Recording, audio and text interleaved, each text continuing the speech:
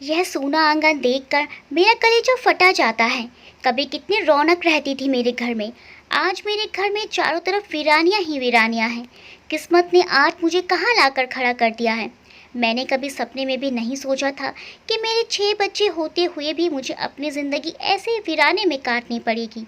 कैसे समझाऊं अपने इस टूटे हुए दिल को? कैसे इकट्ठा करूं अपने इस टूटे हुए दिल के टुकड़े? इकट्ठा कर भी लूं तो किसे दिखाऊं? कौन है देखने वाला मेरे इस टूटे हुए दिल के टुकड़ों को? कोई नहीं। मेरे आंसू यहाँ देखने वाला यहाँ कौन है? कौन है यहाँ मुझे रोते हुए को चुप कराने वाला? ऐ इस घर की वीरान दीवारों, तुम मुझे देख रही हो ना? तुम मुझे सुन रही हो ना? तुम तो मेरे साथ 50 साल से हो ना? तुम मेरे साथ मेरा दुख बांटोगी ना? तुमने तो इस घर के सुख दुख रौनक वीरानियां सब देखी है ना? तो आज मुझे इस टूटे हुए दिल के साथ भी देख रही हो ना? जवाब दो मुझे, तुम क्यों नहीं बोलती? तुम्हारे सिवा मेरा कोई सहारा नहीं है। कम से कम तुम तो बात करो मुझसे। देखो, तुम बात नहीं कर रही हो ना? कोई बात नहीं, मत करो। आज मेरे किसी बच्चे का फ़ोन ज़रूर आएगा। मैं तो अपने बच्चे से बात कर लूँगी। किसी न किसी बच्चे को तो मेरी याद ज़रूर आएगी। मेरे बच्चे मुझे भूले थोड़े ही हैं, बस वो सब थोड़े से व्यस्त रहते हैं, इसीलिए फ़ोन नहीं कर पाते हैं। मेरा दिल कहता है कि मेरे सारे बच्चे में से आज कोई ना कोई मुझे फ़ोन ज़रूर करेगा। किसी न किसी बच्चे को आज मेरी याद ज़रूर आएगी। यह कहकर लक्ष्मी देवी जी रोने लगती हैं। लक्ष्मी देवी जी अपने सूने आंगन में बैठी हुई अपने घर की दीवारों से बातें कर रही थी और रो रही थी। लक्ष्मी देवी जी के पति का नाम रविकांत जी था। उनके देहांत हुए 4 साल हो गए हैं। लक्ष्मी देवी जी के 6 बच्चे हैं, 3 बेटे और 3 बेटियां। रविकांत जी उच्च शिक्षित थे। वे एक प्राइवेट कंपनी में ऊंचे पद पर नियुक्त थे। उनकी सैलरी भी काफ़ी अच्छी थी। रविकांत जी एक आदर्श पिता और पति थे। वे बुद्धिमान, हंसमुख, विनम्र, सज्जन एवं एक सम्मानित व्यक्ति थे। आस पड़ोस में भी उनका बहुत मान सम्मान था। उन्होंने दिल्ली में अपना अच्छा घर बनाया हुआ था। उन्होंने अपने सभी बच्चों को अच्छे स्कूल और कॉलेज से पढ़ाया, सभी बच्चों को उच्च शिक्षा दिलवाई और सभी बच्चों की अच्छी जगह शादियाँ की। उसके बाद सारे बच्चे एक एक करके अपने अपने परिवारों के साथ विदेश में जाकर बस गए। विदेश में गए हुए भी उनके सारे बच्चों को कितने साल हो चुके हैं। तीनों बेटे जब से विदेश में गए तब से बस एक ही बार अपने पिता के देहांत में भारत आए थे। उसके बाद कभी लौट कर नहीं आए। तीनों बेटियां पहले साल में एक बार आ जाया करती थी, परंतु अब तीनों बेटियां भी पिता के देहांत में ही आई थी। उसके बाद तीनों बेटियों में से कोई भी लौट कर भारत नहीं आई। तीनों बेटों में से कोई भी लक्ष्मी देवी जी को फ़ोन नहीं करता और ना ही उनको खर्चा भेजता है। बेटियां भी अब 2-3 महीने में एक बार ही अपनी माँ को फ़ोन करती हैं। धीरे धीरे उनके बेटे और बेटियां अपनी ज़िंदगी में इतने व्यस्त हो गए हैं कि अपनी माँ को ही भूल गए हैं। जब तक रविकांत जी जिंदा थे तब तक लक्ष्मी देवी जी को किसी भी बात का कोई एहसास नहीं हुआ था। वह दोनों एक दूसरे से अपना सुख दुख बांट लिया करते थे और एक दूसरे के सहारे से उनका समय अच्छा व्यतीत हो जाता था। रविकांत जी उनको हमेशा खुश रखने की कोशिश करते थे, परंतु जब से रविकांत जी का देहांत हुआ है तब से लक्ष्मी देवी जी को अकेलापन काट खाने को दौड़ता है। वह हर समय अपने बच्चों और पति को याद करते हुए रोती रहती हैं। वे आज भी अपने बच्चों को याद करके रो रही थी। सुबह से इंतज़ार करते करते शाम हो गई थी, परंतु आज भी उनके किसी भी बच्चे का फ़ोन नहीं आया था। अब लक्ष्मी देवी जी अपने कमरे में बैठी हुई थी। वे अपने बच्चों के फ़ोन का इंतज़ार करते करते थक गई थी। अब उन्होंने फिर से रोना शुरू कर दिया था। अब वह अपने पति को याद करके रो रही थी।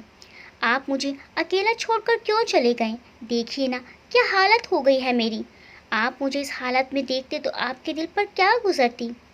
फिर लक्ष्मी देवी जी धीरे धीरे उठती हैं और अपनी अलमारी खोलती हैं। अलमारी खोलते ही उनकी नज़र अपने कपड़ों पर पड़ती है। वे अपने कपड़ों को निकालती हैं और बाहर ला कर रखती हैं और उन कपड़ों को देखकर रोने लगती हैं।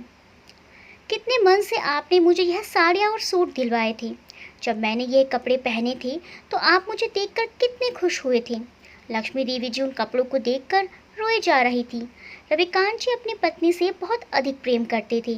जब भी उन्हें कोई सूट या साड़ी दिलवाते थे तो उसके मैचिंग की चूड़ियाँ, बिंदी, लिपस्टिक, जूते और पर्स भी ज़रूर दिलवाते थे। लक्ष्मी देवी जी उनको सजी धजी ही अच्छी लगती थी। रविकांत जी लक्ष्मी देवी जी की छोटी से छोटी फरमाइश भी पूरी करते थे। उनकी हर खुशी का ध्यान रखते थे। दोनों पति पत्नी में कभी झगड़ा नहीं हुआ था। दोनों एक दूसरे से अत्यधिक प्रेम करते थे। रविकांत जी लक्ष्मी देवी जी को एक दिन के लिए भी कहीं जाने नहीं देते थे। कहीं जाते भी थे तो अपने साथ लेकर जाते और अपने साथ ही लेकर लौट आते थे। वे एक दिन भी लक्ष्मी देवी जी के बिना नहीं रह पाते थे। बच्चों को विदेश गए हुए तो काफी समय बीत गया था, परंतु रविकांत जी के साथ उन्हें बच्चों के जाने का कोई गम नहीं होता था। परंतु जब से रविकांत जी का देहांत हुआ था, तब से लक्ष्मी देवी जी को अपने बच्चों के जाने का गम ज़्यादा सताने लगा था। जब किसी की ज़िंदगी से इतना प्यार करने वाला पति चला जाए तो उसके दिल पर क्या बीतती है, यह दर्द बस वही समझ सकता है जो इस दर्द से गुजरा हो। लक्ष्मी देवी जी अपने कपड़ों को देखकर रोती रहती है। उसके बाद अपने पति के कपड़ों और सामान को निकालती हैं और फिर उन्हें देखकर बहुत रोती रहती हैं। सुबह से शाम हो गई थी, लेकिन उन्होंने कुछ भी नहीं खाया था। उनके हृदय में उठने वाले दर्द की लहरें किसी भी तरह रुकने का नाम नहीं लेती थी। उन्हें ऐसा लगता था कि किसी दिन मेरा दिल फट जाएगा और तू अपने इस दर्द को लेकर इस दुनिया से चली जाएगी, लेकिन तेरे जाने का भी इस दुनिया को पता नहीं चलेगा। तेरे आखिरी समय में कोई भी तेरे पास नहीं होगा। यह सोच सोच कर ही और ज़्यादा रो रही थी। रोते रोते थक गई थी और अब उनके सर में बहुत ज़्यादा चक्कर आ रहे थे। भूख के मारे भी उनकी अतड़ियाँ छटपटा रही थी। उन्होंने अपने आंसू साफ किए और धीरे धीरे कदमों से चलती हुई किचन में गई। किचन में जाकर देखा तो खाने का थोड़ा बहुत ही सामान था। आटा भी थोड़ा सा ही बचा हुआ था। उन्होंने आटा निकाला, 2-3 रोटियों का ही आटा था। रविकांत जी के देहांत से पहले तो लक्ष्मी देवी जी को खाने पीने की कोई चिंता नहीं थी। रविकांत जी सब इंतज़ाम खुद करके रखते थे, परंतु अब उनके देहांत के बाद से जो थोड़ी बहुत जमा पूंजी लक्ष्मी देवी जी के पास थी, वह भी इन 4 सालों में धीरे धीरे करके ख़त्म हो गई थी। और अब लक्ष्मी देवी जी अपना खर्च चलाने के लिए घर का एक एक सामान बेचने लगी थी। तीनों ही बेटे कभी माँ का खर्च नहीं भेजते थे। लक्ष्मी देवी जी दुखी मन से रोटियां बनाती हैं। घर में कोई सब्जी भी नहीं थी तो वह प्याज निकालती हैं और प्याज से ही रोटी खा लेती हैं और पानी पी लेती हैं। रोटी खाती रहती हैं और उनकी आंखों से आंसू बहते रहते हैं। कभी उनकी थाली में दाल, रोटी, चावल, सब्जी, रायता, सलाद, पापड़, अचार सब हुआ करता था। और आज यह नौबत आ गई थी कि प्याज के अलावा कुछ ना था। लक्ष्मी देवी जी रोते रोते रोटी खाती हैं और आकर अपने कमरे में लेट जाती हैं। रोते रोते ही उनकी आँख कब लग जाती है उन्हें पता ही नहीं चलता है। सुबह हो गई थी और कोई दरवाज़ा खटखटा रहा था। लक्ष्मी देवी जी की आँख खुल जाती है।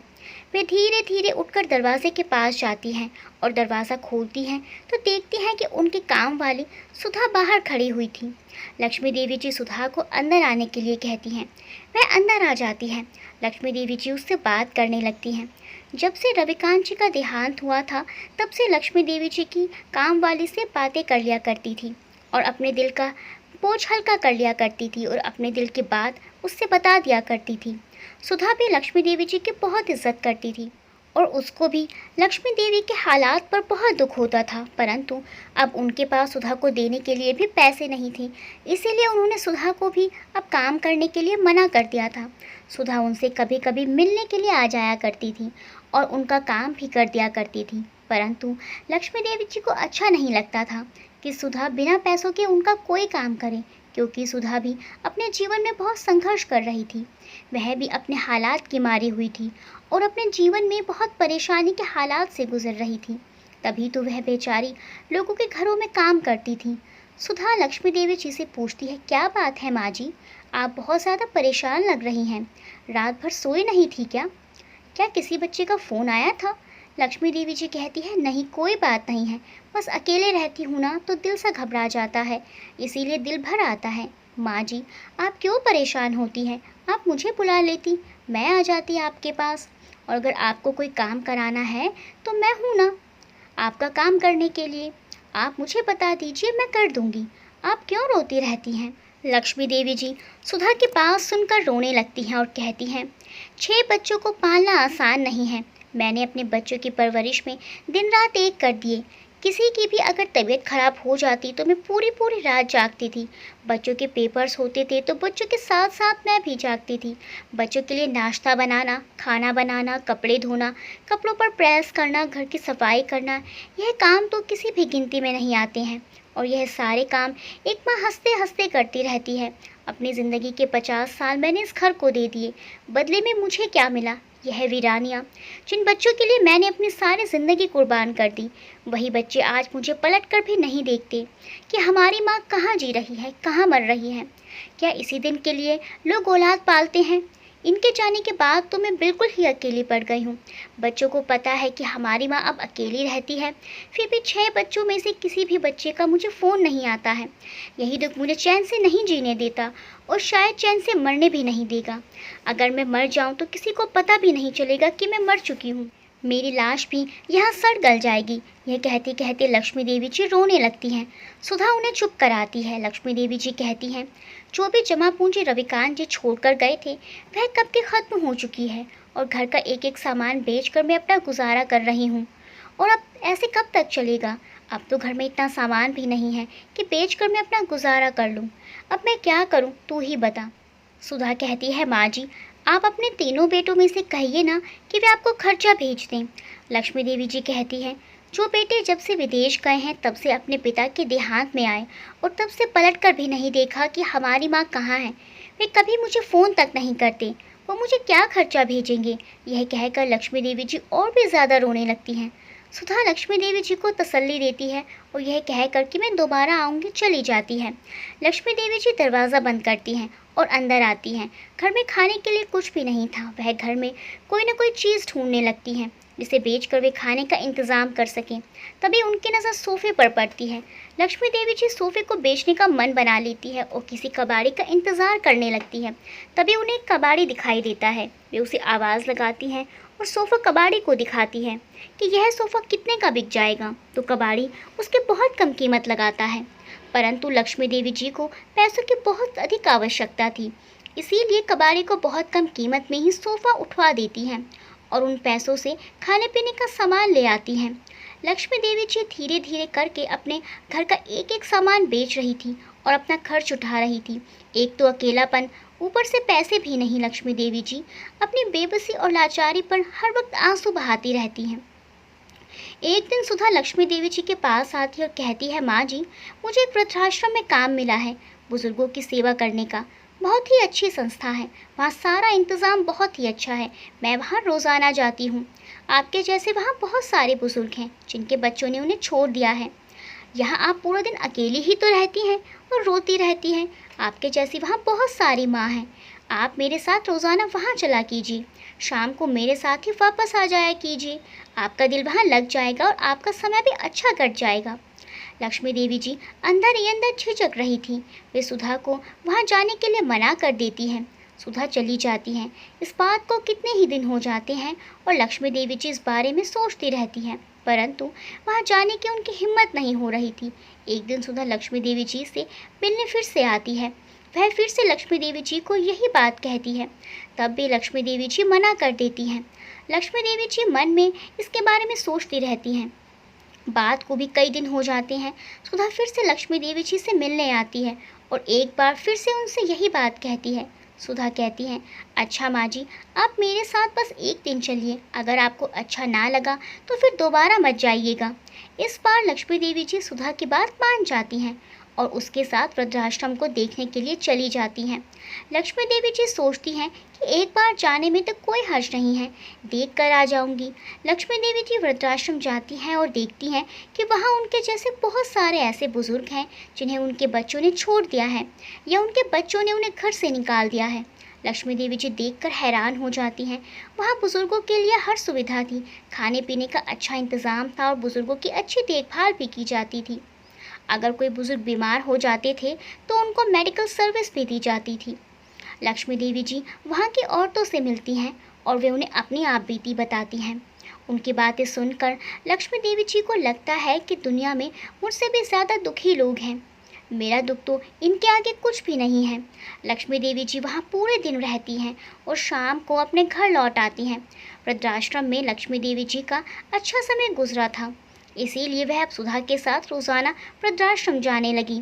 धीरे धीरे उन्हें वृद्धाश्रम के सभी लोग जान गए और वहाँ लक्ष्मी देवी जी की कई सहेलियाँ भी बन गई। यह सिलसिला काफ़ी दिनों तक चलता रहता है। अब तो लक्ष्मी देवी जी सुधा के बिना भी वृद्धाश्रम चली जाती थी और अपना पूरा दिन वहाँ बिता देती थी और शाम को लौट आती थी। अब उनकी ज़िंदगी की वीरानी थोड़ी कम हो गई थी। उनका समय वृद्धाश्रम में अच्छा कट जाता था। अब उनका रोना भी बहुत कम हो गया था, क्योंकि घर आकर भी अब वे रोती नहीं थी, क्योंकि और लोगों के दुख देखकर उन्हें अपना दुख अब बहुत कम लगने लगा था। धीरे धीरे लक्ष्मी देवी जी का मन अब वृद्धाश्रम में बहुत ज़्यादा लगने लगा था। उनका अब घर आने को मन ही नहीं करता था। लक्ष्मी देवी जी की अब मन ही मन सोचने लगती हैं कि क्यों ना मैं भी अब वृद्धाश्रम में ही रहने लगूं। घर आऊं भी तो किसके लिए आऊं, जहां अब मेरा कोई भी नहीं है।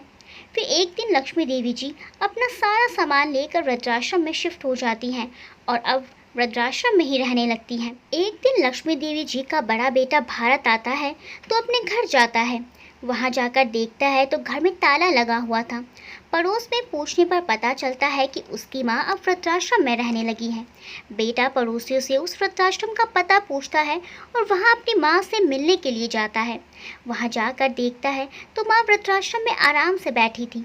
बेटा माँ के पास आता है और कहता है, माँ कैसी हैं आप यहाँ शिफ्ट हो गई और आपने हमें बताया भी नहीं, कम से कम हमें बताया तो होता। लक्ष्मी देवी जी कुछ नहीं बोलती। तो बेटा कहता है कि माँ, जब आप वृद्धाश्रम में शिफ्ट हो ही गई हैं तो घर बेच दीजिए और हम तीनों को हमारा हिस्सा दे दीजिए। हम तीनों भाइयों ने फैसला किया था कि अब आप अकेली रह गई हैं तो आप इतने बड़े घर में रहकर क्या करेंगी, परंतु आप तो पहले ही वृद्धाश्रम में शिफ्ट हो गई हैं, तो अब आप उस घर को बेचने में कोई दिक्कत भी नहीं है। मैं यहाँ घर बेचने के लिए ही आया हूँ। यह सुनते ही लक्ष्मी देवी जी का गुस्सा फूट पड़ता है। लक्ष्मी देवी जी अपने बेटे को सबके सामने ही 2 थप्पड़ खींच कर मारती हैं और गुस्से में कहती हैं, 4 साल हो गए तुम्हारे पिताजी के देहांत को और तुम तीनों भाइयों ने अपनी माँ को पलटकर भी नहीं देखा और ना ही तुम्हारी बहनों ने देखा अपनी माँ को पलटकर, और आज भी माँ का हालचाल पूछने के लिए नहीं, घर बेचने के लिए आए हो। मेरे 6 बच्चे होते हुए भी मैं एक लावारिस की ज़िंदगी जी रही हूँ। 3 बेटों के होते हुए भी मुझे वृद्धाश्रम में रहने के लिए आना पड़ा। लानत है ऐसी औलाद पर। तुम सभी बहन भाइयों की अच्छी परवरिश के लिए मैंने और तुम्हारे पिताजी ने क्या क्या नहीं किया। सारी ज़िंदगी हमने तुम लोगों के लिए मेहनत की और तुम तीनों भाइयों में से एक माँ भी नहीं पाली गई। मुझे तो शर्म आती है कि मैंने तुम जैसे नालायक को जन्म दिया। तुम्हारे जैसे नालायक पैदा होते ही मर गए होते तो आज मुझे यह दिन नहीं देखना नसीब होता। दफ़ा हो जाओ यहाँ से। मैं अपना घर वृद्धाश्रम के नाम करूँगी। तुम में से किसी को कुछ नहीं मिलेगा। चले जाओ यहाँ से। लक्ष्मी देवी जी गुस्से में कहे जा रही थी और लक्ष्मी देवी जी का बेटा यह सब सुन रहा था। उनका बेटा बहुत ज़्यादा लज्जित हो रहा था। उसकी इतनी भी हिम्मत नहीं हो रही थी कि वह अपनी माँ से कुछ कह सके। वह बोझल कदमों से वृद्धाश्रम से बाहर निकल जाता है। लक्ष्मी देवी जी बैठकर रोने लगती हैं। वृद्धाश्रम की उनकी सहेलियां उन्हें चुप कराती हैं और सांत्वना देती हैं। लक्ष्मी देवी जी अपना घर वृद्धाश्रम के नाम कर देती हैं और वृद्धाश्रम में ही अपना जीवन व्यतीत करने लगती हैं। अब उनका दुख बांटने के लिए उनके पास कितने ही साथी थे। उनकी वीरान जिंदगी में अब थोड़ी सी रोशनी हो गई थी। यह कहानी एक सच्ची घटना पर आधारित है। लक्ष्मी देवी जी अभी भी वृद्धाश्रम में ही रहती हैं और अपना जीवन हंसी खुशी वृद्धाश्रम में व्यतीत कर रही हैं। कृपया करके अपने बुजुर्गों के साथ ऐसा व्यवहार ना करें। उन्हें वृद्धाश्रम में जाने के लिए मजबूर ना करें। उन्हें हर पल प्यार और सम्मान दीजिए जिसके वे हकदार हैं। दोस्तों, कहानी के बारे में अपने विचार कमेंट्स में बताएं और वीडियो को लाइक करना बिल्कुल ना भूलें। मिलते हैं अगली वीडियो में अच्छी सी कहानी के साथ। तब तक के लिए बाय बाय।